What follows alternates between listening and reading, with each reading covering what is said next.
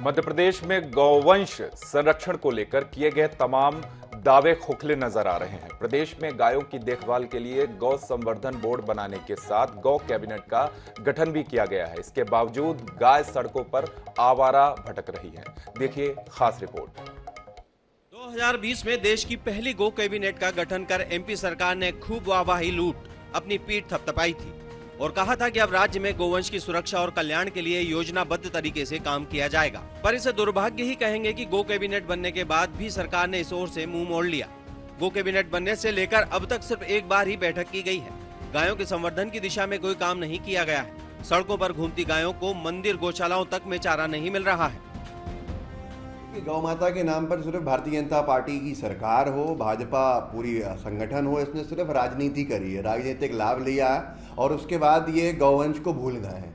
अभी अगर देखा जाए तो गौ कैबिनेट को के सारे कामों को भूल चुके, कोई उपलब्धि दिखती नहीं है, कोई काम दिखता नहीं है। गो कैबिनेट बनने के पहले से ही कैबिनेट में 5 मंत्री शामिल किए गए थे। इन 5 मंत्रियों के साथ एक प्रमुख सचिव को भी शामिल किया गया था। बात यही नहीं ठहरती, स्वयं सीएम भी पुराने गौ संवर्धन गोपालन एवं पशुपालन बोर्ड के अध्यक्ष हैं। और तो और जिम्मेदार अब इस मुद्दे पर बात करने से भी कतराते हैं। अगर गौ संवर्धन की कुछ खास बातों पर गौर किया जाए तो कुछ इस प्रकार है। गौ संवर्धन बोर्ड के पोर्टल पर गायों का डेटा भी अपडेट नहीं। 1758 से अधिक गौशालाओं में 2.78 लाख से अधिक गोवंश गौशालाओं और उनमें गायों की संख्या को सरकारी रिकॉर्ड में मौजूद है, पर सरकारी पोर्टल पर आंकड़ा गलत दिखाया जा रहा है। गौशालाओं की संख्या जहां 1392 बताई जा रही है। गौ संवर्धन के नाम पर दिखावा। मवेशियों के लिए सरकार के पास कोई योजना नहीं। विभागीय अफसर पोर्टल के आंकड़े तक अपडेट नहीं रख पा रहे।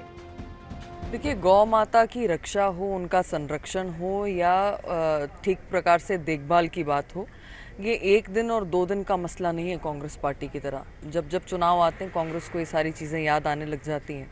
और गौशालाओं के नाम पर जिस तरीके से कांग्रेस ने झूठ परोसने का काम किया तो विधानसभा के अंदर और विधानसभा के बाहर उसके आंकड़े प्रमाणित करते हैं। पर भारतीय जनता पार्टी का ये जीवन का अंग है और निश्चित तौर पर जब इसके लिए पूरी टीम गठित की है और इस पर मुख्यमंत्री जी से लेकर मंत्री जी का पूरा फोकस है, तो बैठकें भी निरंतर हो रही हैं और विचार भी निरंतर हो रहा है कि किस प्रकार से इसको और बेहतर किया जा सकता है।